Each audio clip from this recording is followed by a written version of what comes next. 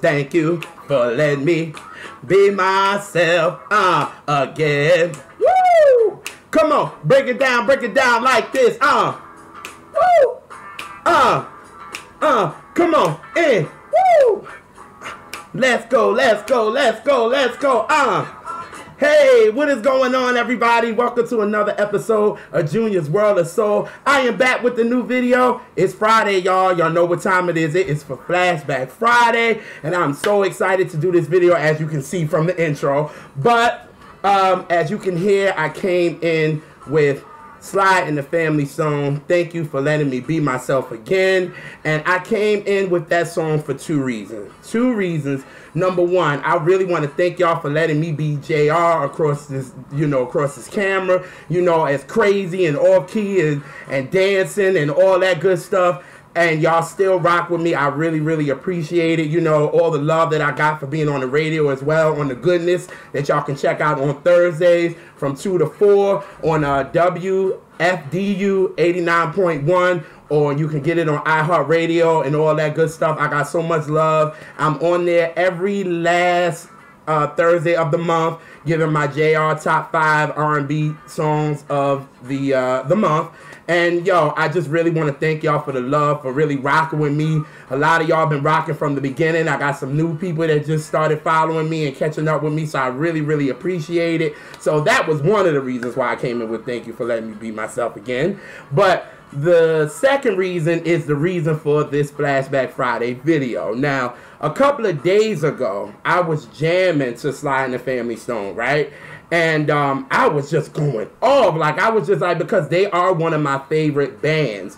And I did a video of my top 6 favorite bands. I'll put that more in the info box so y'all can check that out. But I did, I was jamming to them. I was really rocking.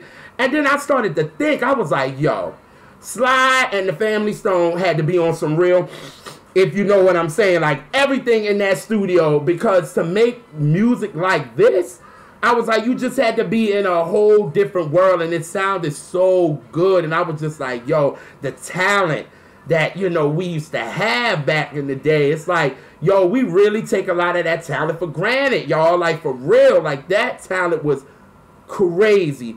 But then my music mind started to, wonder, because my mom, who's my music teacher, that I call my music teacher, it's I started thinking about the samples of people using this. You know what I'm saying? So I was just like, oh yeah, this person used this and this person used that. So there was 2 samples that I thought about off the break. And clearly from the breakdown, y'all should already know the first sample I thought about. But if you didn't, this was the first sample. So here we go.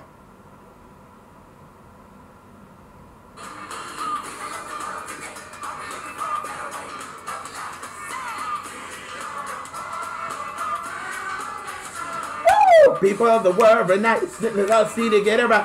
One time, sing it up. We are a part of the Rhythm Nation. So that's crazy, because right when I was listening to that, I was just like, damn, yo, Jimmy Jam and Terry Lewis was some geniuses.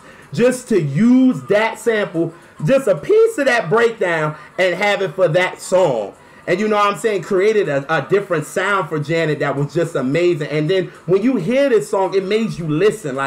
It was okay, yeah, you can dance, but you wanted to really hear what she was saying. And it was just such a powerful song. And Jimmy Jam and Terry Lewis are such geniuses for this. So that was one of the samples. And then I was thinking, wait a minute, somebody else used this sample. You know what I'm saying? Because my mom is quick with the samples, y'all. And I'm trying to get like her, but I'm not that great with it yet. But I'm trying. So it was another. I was like, wait a minute, Babyface used this. Babyface used this for somebody. And I said, he used this sample for Brandy. And I was like, that's right. So mind you, while the Janet song is playing, then I was like, I got to play this next. And Babyface used this sample right here.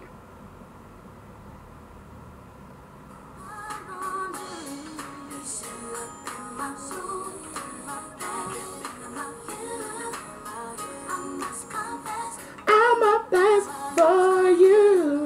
It's sitting up in my room, Whoa, yeah. Never play for you. So I was just like, yo, I think I'm good. I was like, I think I thought of all the samples. I was like, okay. So I was like, okay, cool. So then after I did that, my music mind started again.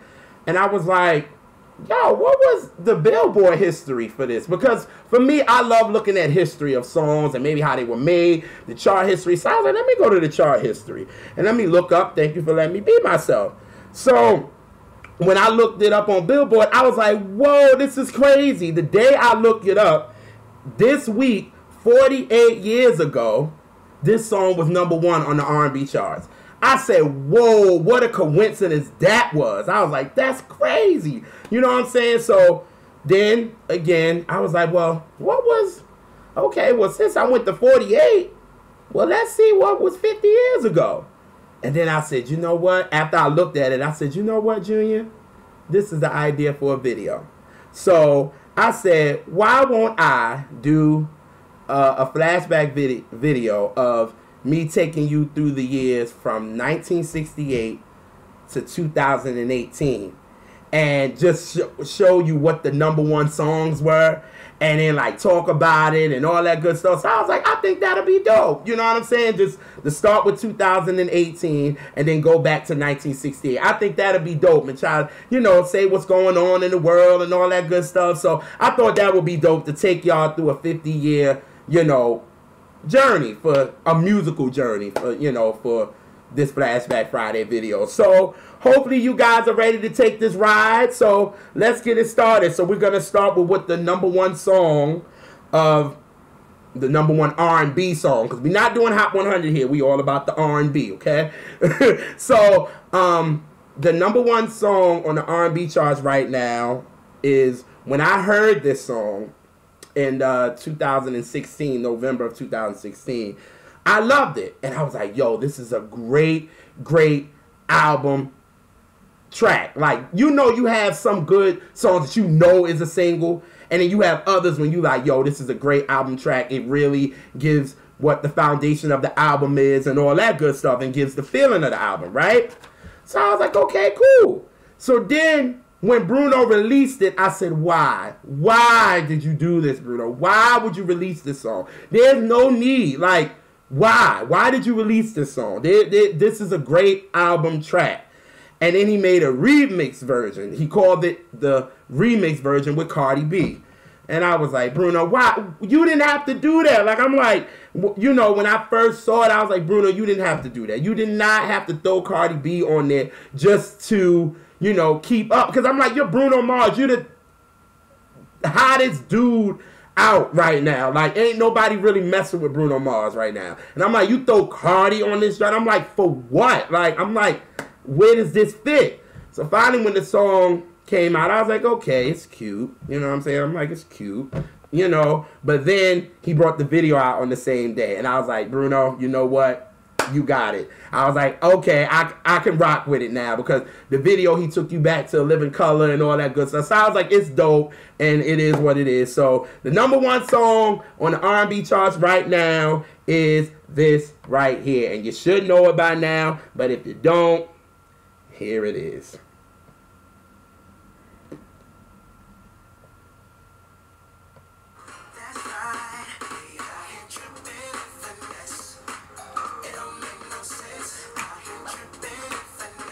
You know it, you know it. We out here tripping and finesse.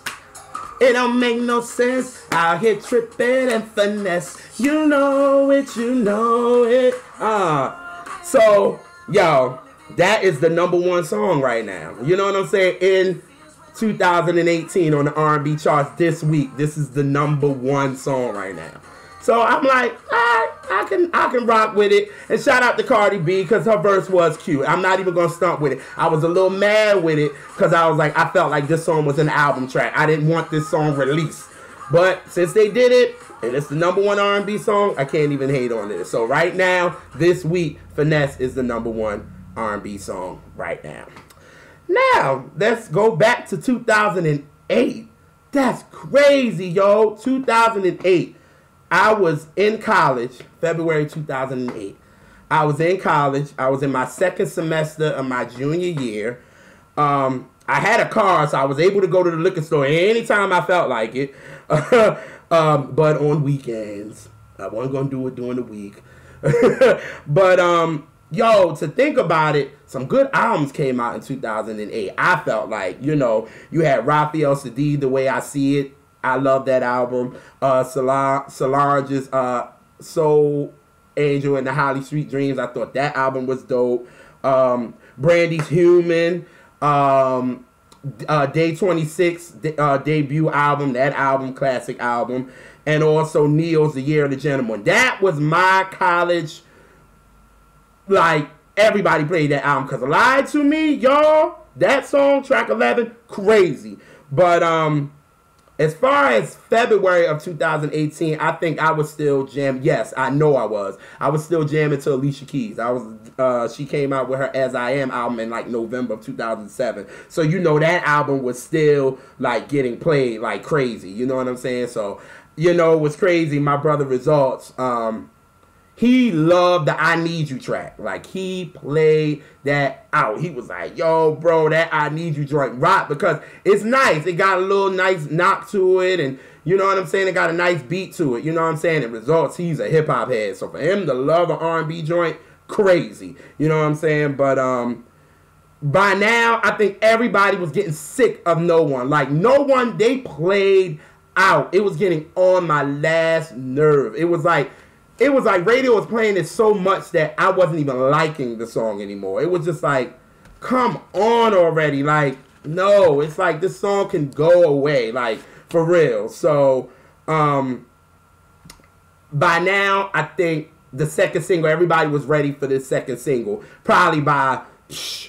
the end of freaking December, we was ready for the second single. So, she actually came out with the next single, and I was already playing it because it's actually my favorite song on the album. And actually, this week, 10 years ago, 2018, this song was the #1 song on the R&B charts. And it goes a little something like this.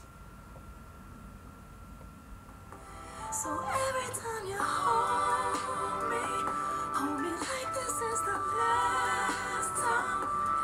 Every time you kiss me like you'll never see me again.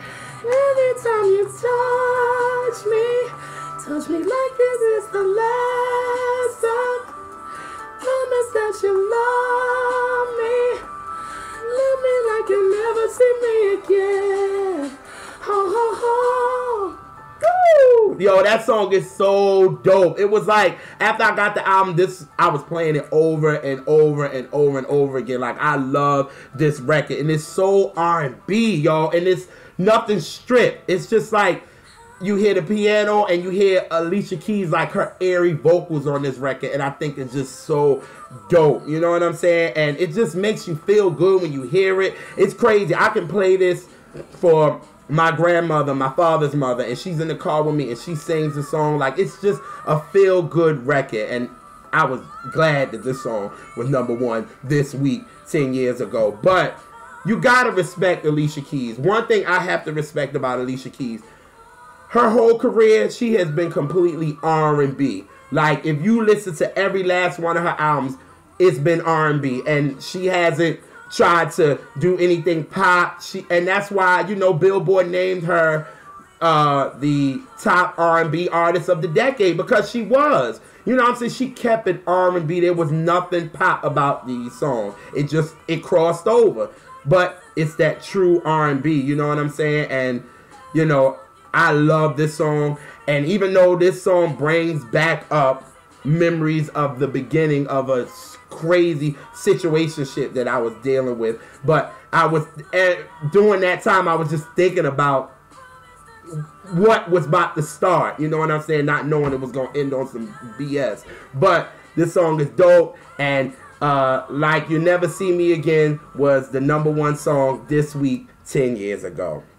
Now let's back up 10 more years, back it on up 10 more years into 1998. And can y'all believe, this year's, 20 years ago? Like, that's crazy. 1998 just was 20 years ago. Like, this is crazy right here. Like, this just shows how old I'm getting. Like, this is crazy. But in 1998, we had some classic R&B albums that came out. We had Brandy's Never Say Never. We had R. Kelly's R. We had The Miseducation of Lauryn Hill. We had so many dope R&B. One Wish by Deborah Cobb. Like, so many great R&B albums that came out. But I gotta say, the beginning of 98 belonged to Usher. I have to say that because he came out with his album My Way in September, and it was his breakthrough album. Because let's keep it real, you know what I'm saying? We keep it real here on Judy's World of Soul. Let's keep it real. Even though Usher came out in 94 with his album, it was really hard for him to kind of get through because, let's just keep it real, Tevin Campbell was that dude. Like, he was that dude, and it was hard for Tevin Campbell to get in because by that time, and no shade to Usher, but you can call it shade whatever you feel like it, but it was like we're looking for real vocalists during that time. And don't get me wrong, Usher can sing, he ying around the house, but when it came to him and Tevin, he could not play no game. So it was really hard for him to kind of get through, you know what I'm saying, to that, you know, make that commercial, you know, breakthrough that he needed. But clearly by 96, the times have changed, and it was starting to be more about sex and more of the image, and you had to, you know, be able to take off your shirt, and we definitely did not want to see Tevin Campbell without a shirt. We like him for the singing, but we definitely wanted to see him without no shirt. That was a mistake in itself. So, no. Tevin, you can sing, but nobody want to see you without no shirt. That's a mistake. But, you know, after, you know, the industry changed, and, you know, L.A. Reid and them sent him down to, you know, Atlanta to work with JD. It was like, boom, and he finally got his breakthrough because My Way was it. That album was it. Like, that really stamped Usher. Like, even though, like I said, he came out in 94, and my favorite song from him is Think of You, but this album really kind of stamped him. It was like, Usher's like, I have arrived. Y'all might didn't notice me then, but y'all gonna notice me now. And it's just crazy. And now I'm thinking about this. I cannot believe I was, what, 11 turning 12. That's crazy. I was 11 turning 12. And it's crazy because I was getting so used to coming back from, you know, South Carolina, because it was like I was finally getting back to the swing of things of being back up north again. You know, being down south for 5 years, you start walking outside with no shoes. And you know once you get back to New York, you can't do that. I ain't walking outside without no damn shoes. What the hell? Like, no, that was a mistake. But I was kind of getting back into the swing of things. And also during this time, I was playing the Velvet Rope album by Janet. Like, that album I was playing because this is October 97 the album came out, and we're like in February of 1998. It was like there was no albums that can really kind of get through to me during that time because that album was really talking to me. But Usher album, it was sprinkled in there a little bit, you know what I'm saying? So, you know, I was rocking in Be the One I'm With, start a new relationship with you. So Usher was killing it with that record, but then he finally brought out his second single, and this song was actually the #1 song this week, 20 years ago, on the R&B charts. And it goes a little something like this.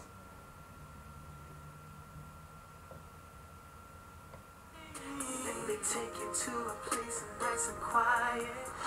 There ain't no one better to interrupt. Ain't gotta rush. I just wanna take it nice and slow. See, I've been waiting for this for so long. We're making love until the sun comes up. Baby, I just wanna take it nice and slow. Woo!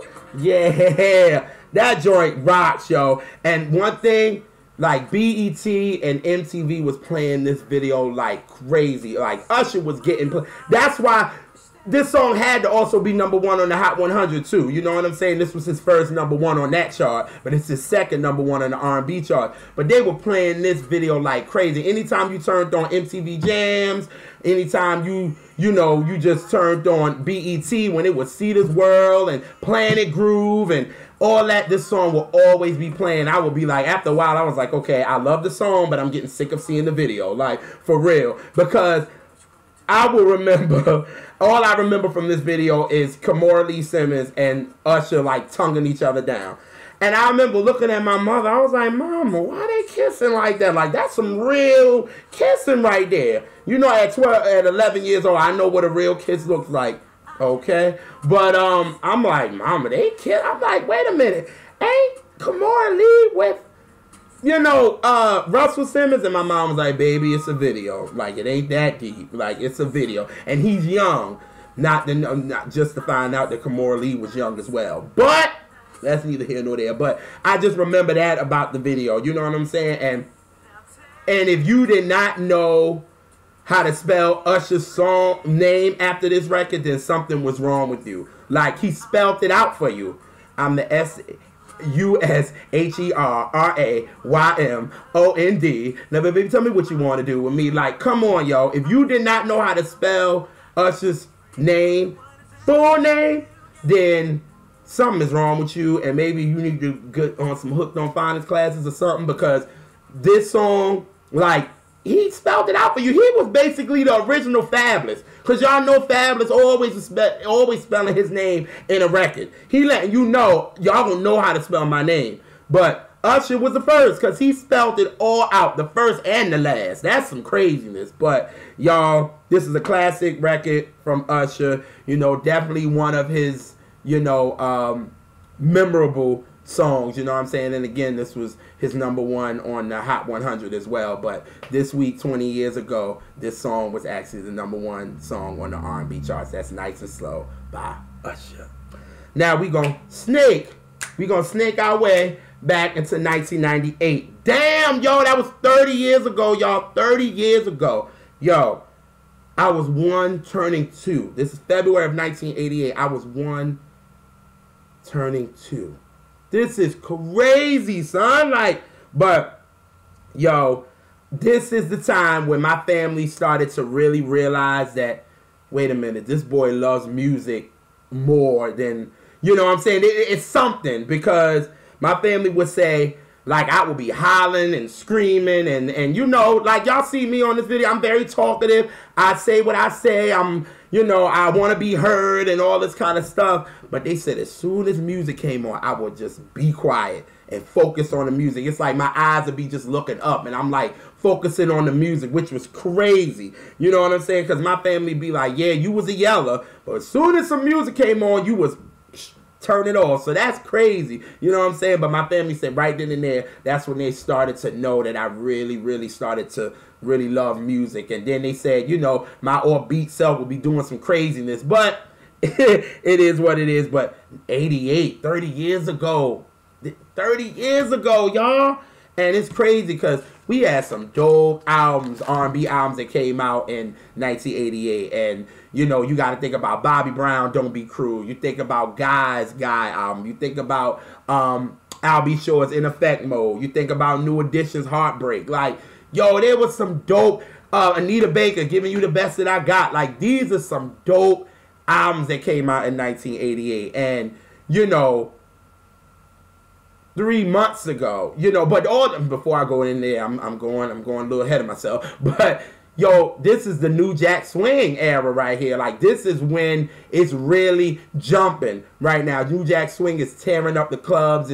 It's really, it's starting to get noticed by mainstream. And it's crazy because about 3 months ago, the first album of New Jack Swing was released.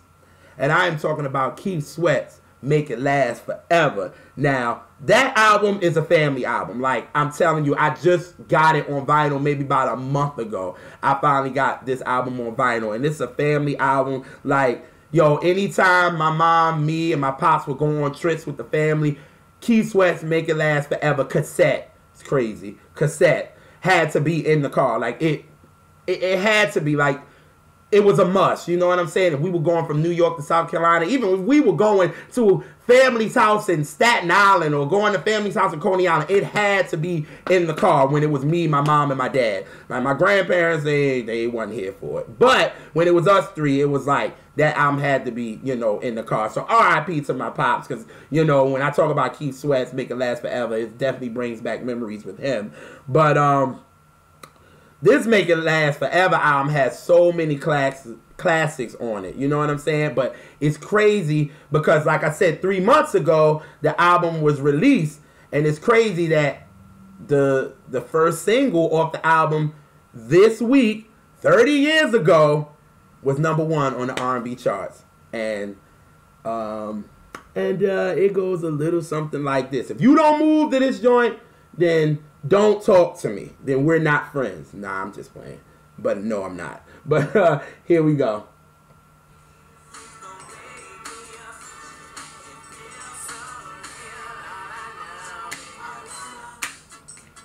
I want that, baby. I wanna, get it.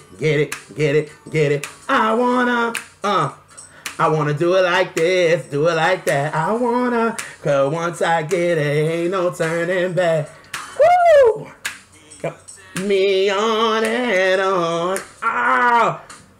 I had to let y'all move a little bit. I wasn't gonna turn it right off, you know what I'm saying? But yo, this record is classic, man. With Keith Sweat with his begging self, you know what I'm saying? Like, this is a classic record. And I think anytime mainstream thinks about this album, I think they go to I Want Her as a go-to when you're talking about Keith Sweat's Make It Last Forever album. You know what I'm saying? Because there's so many classics. How Deep Is Your Love, In the Rain, Make It Last Forever, Something Just Ain't Right. Like, I could talk about all the classics on this album for real, but I think this is the go-to because I think this song reached the top 5 on the pop charts, actually. So, you know, I think this is everybody go-to. And when, you know, they making a New Jack Swing, you know, playlist, you know what I'm saying, that title is going to Try Not to Steal.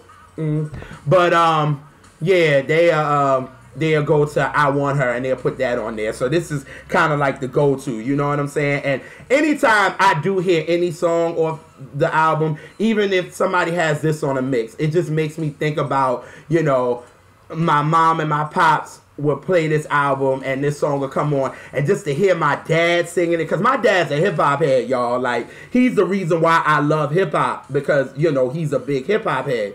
But it's like, just to hear him singing an R&B joint and him and my mom, you know, singing it along together, and I'm like in the, you know, in the car seat, and I'm just swaying to the side, but I just can remember my dad driving and just going off, and him and my mom just jamming, you know what I'm saying? So this album just brings back so many memories. So it's crazy that this week, 30 years ago, that this song was #1 on the charts. That's crazy, because if you listen to the Make It Last Forever album, let me tell you something.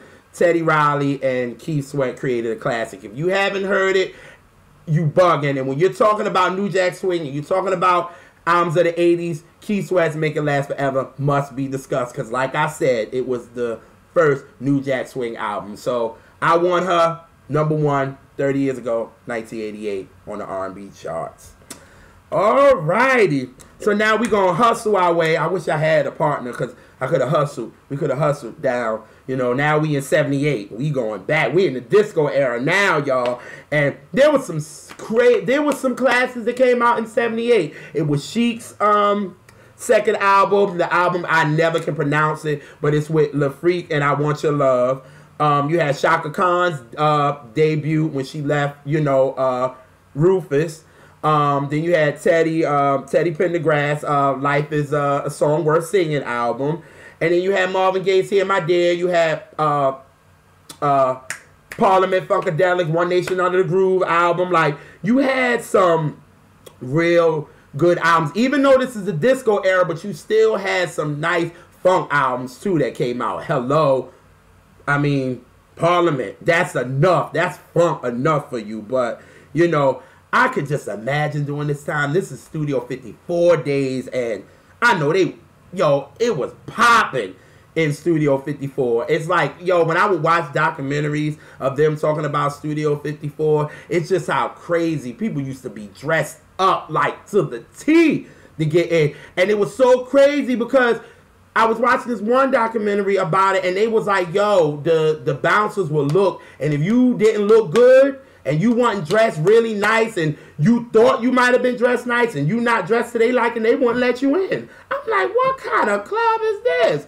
But you had to be like, yo, like sometimes we be thinking our Sunday best is the best going to the club. No, like you had to be like for real because they wouldn't let you in. And I'm like, what kind of foolishness is that? That's crazy. You know what I'm saying? But the documentary, seeing this out on the dance floor, they used to be rocking, but you know there was stuff going on up in that bathroom that was out of control. Like even when Janet was on Anderson Cooper, she was like, what is these white people putting white powder up their noses? I don't know what this is.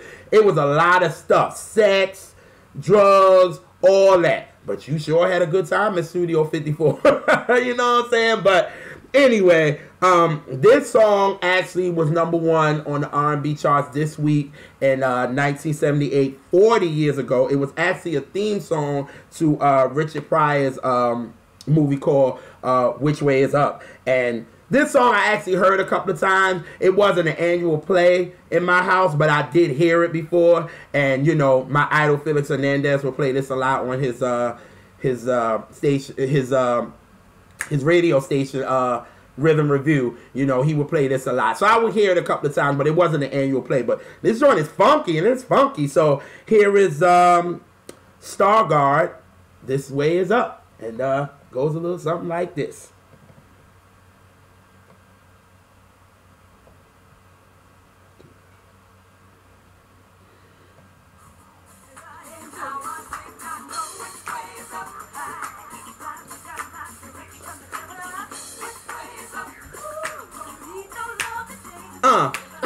Which way is up? Woo! Which way is up? Ha!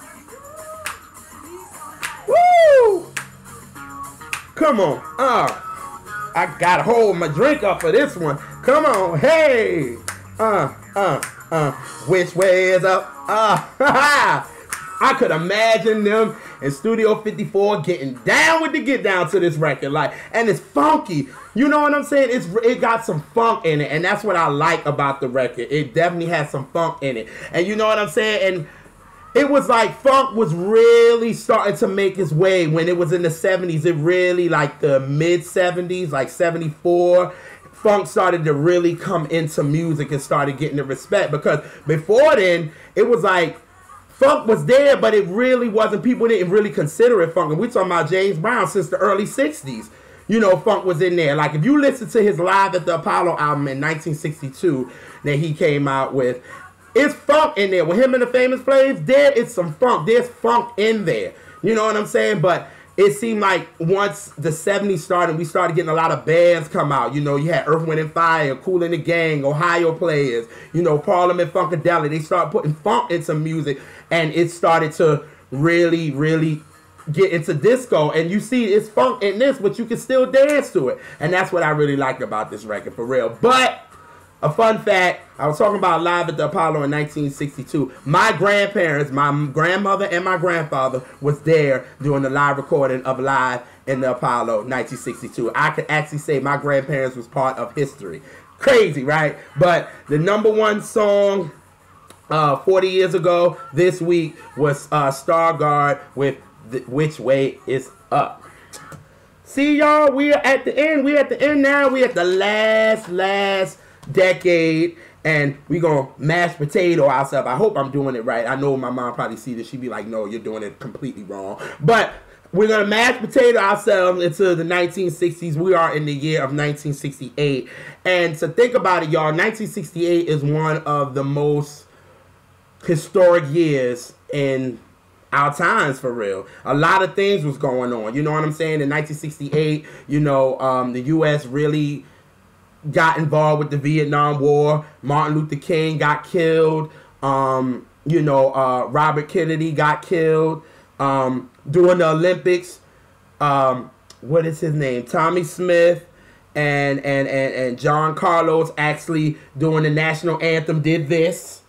Yes, they did. They did this, and you know, they were expelled from the Team USA, but they were heroes. And look what's happening 50 years later. Colin Kaepernick does the same thing, and he can't even get on a football team. Crazy how times haven't changed, right? Out of control. But anyway, what I can say as far as R&B music, it started to be a change. There was a change because it wasn't all about love and happiness anymore. You know what I'm saying? And I felt like that's what Motown was. Motown was just like, yeah, let's be happy and let's do all this and let's dance and let's just have a good time and let's unite. But during this time, I felt like once 68 came in, the music started to change because our artists started to change. You know, they wanted to talk for our communities. They had a lot to say. It was like everything wasn't great. And our artists were seeing that. And, you know, back then it wasn't great either, but it was just like, you know, the music brought people together. So now I felt like, you know, in 68, we got them now. Like, we got them. We're connected. We can listen to music together. Now we want to say something to you guys so y'all can listen to what's going on in our communities. You know what I'm saying? So we definitely wanted to talk about, you know, the black community. We wanted to talk about poverty. And we wanted to talk about,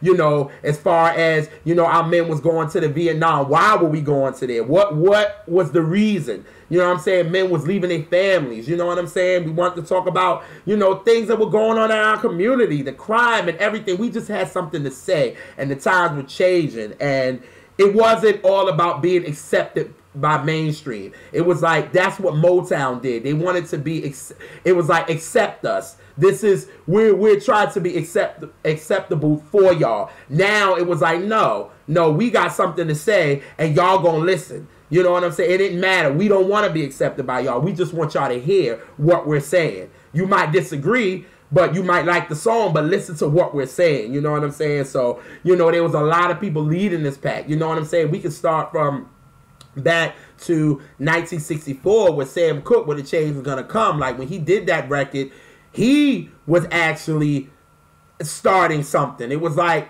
we got something to say, you know what I'm saying? And he was inspired with that record from Bob Dylan's Blowing in the Wind. So you had also white people understanding what our culture was going through, and they were saying it in songs, but it really wasn't hitting. But now that we had the mainstream ear, it was like, it's our time. We want to say, we got to say. So like I said, you had a lot of people leading the pack. You had, you know, Sam Cooke had passed by this time, and you know, Otis Redding had passed during this time, and, you know, but you had Aretha. Aretha was definitely speaking for the sisters. She was speaking because the sisters had a lot to say. It was like, okay, you know, the men were speaking for us, but we needed a woman to speak for, you know, the women out here. You know, we going through it, pain with our husbands and dealing with all that. And when Aretha had her 1967, you know, breakthrough album with I Never Loved a Man the Way That I Love You, it was definitely, she was speaking for what women were feeling. It was like, she was like the Mary was the her of the 1990s, and Aretha was that with the late 60s, speaking for women. You know what I'm saying? So it's crazy. The Queen of Soul was leading the pack for the women. That's a beautiful thing. But in January of 1968, since we're talking about Aretha, she released her classic Lady Soul album that just turned 50, and I was playing that album on my vinyl because I have it on vinyl. And you know, this week, 50 years ago, a song off that album was #1 on the R&B charts, and it's an Aretha Franklin classic, and it goes a little something like this: 1, 2, 3, and.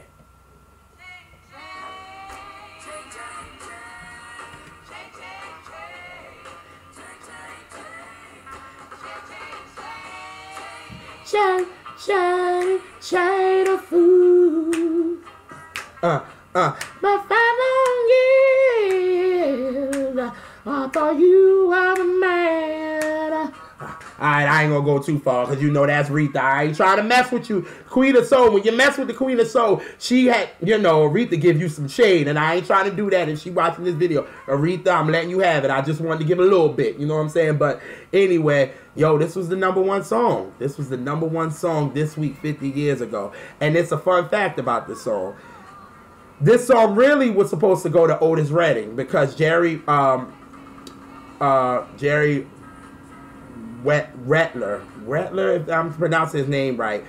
Yeah, y'all know who Jerry Retler is.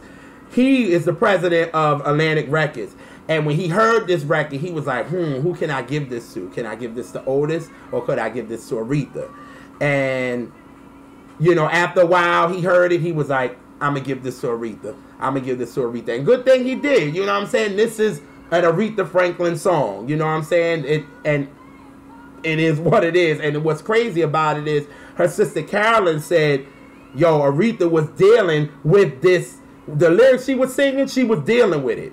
You know what I'm saying? So that's why it's like, obviously, Aretha had some feeling to the lyrics, and she brought it out in her voice. You know what I'm saying? So it's crazy. And, you know, this song just hit home for her. And then, you know, Aretha just brought it home, and now we love it, and it's a classic for her. And respect to Selena Johnson. She did it on her album, The Rebirth of Soul. She redid this song, and she did her thing on it. But, yeah, man, this was the #1 song 50 years ago this week.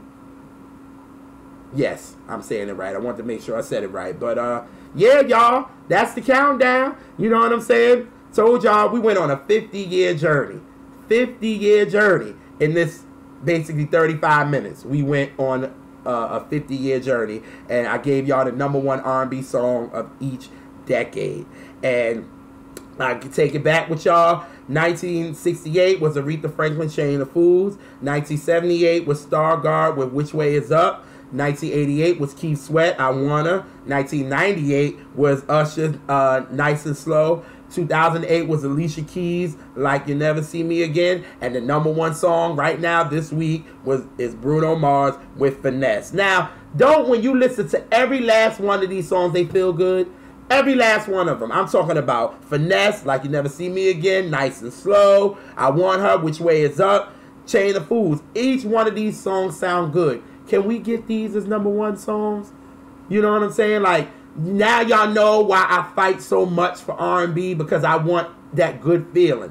Like, we can party, you know what I'm saying? But let's also let it feel good. You know what I'm saying? Even if you're not partying, but it just feels good. You just want to sing along. You know what I mean? So it's plenty R&B out there right now. But I ain't going to go into that because that's for current R&B bangers. But hopefully, 50 years from now, somebody else can do a chart list like this and be like, ooh, this was the #1 song. This was the #1 song. So, my mind is crazy, and I thought about it just over listening to a song that was in 1970. Crazy, right? But it is what it is. But before I get out of here, y'all, it is my mom's birthday on Monday. And as y'all know, I say it all the time in all my videos. She is my music teacher. I tell you, she taught me everything I know. Y'all, a lot of people say you're a soul guru, and they call me an alien. Like, they like, yo, when it comes to soul music, you know a lot of knowledge, and I got a lot of knowledge because of my mom. And she is the reason why I love soul music. You know what I'm saying? It's her. And if it wasn't for her, there would be no Junior World of Soul, because she realized when I was a kid that I loved music so much, and she was like, okay, he loves music, this is what we gonna do. And she started teaching me every day. So that is a gift that she gave me. And I just love her so much. And I just wish, Mom, I want to wish you a happy birthday. You mean everything to me. You're my world. You know what I'm saying? It's just, I don't know what life would be without you in my life. You know what I'm saying? And I just want to thank you. And I just wish you all the success and all the happiness and everything, because you deserve it. You know what I'm saying? You raised me, and you raised me right. And I just want to say thank you. And I love you. And what I'm going to do is actually end with your favorite song. And I think everybody knows it because I play it all the time around your birthday. But Here we go. It goes a little something like this.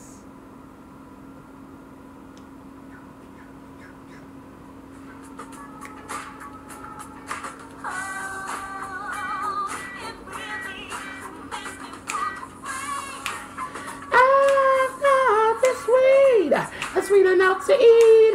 My heart goes cold free. Oh, you're the one I love. Yeah, yeah, yeah. Ooh, makes me free. Woo! I'm out, y'all. Peace. Happy birthday, Ma. Love ya.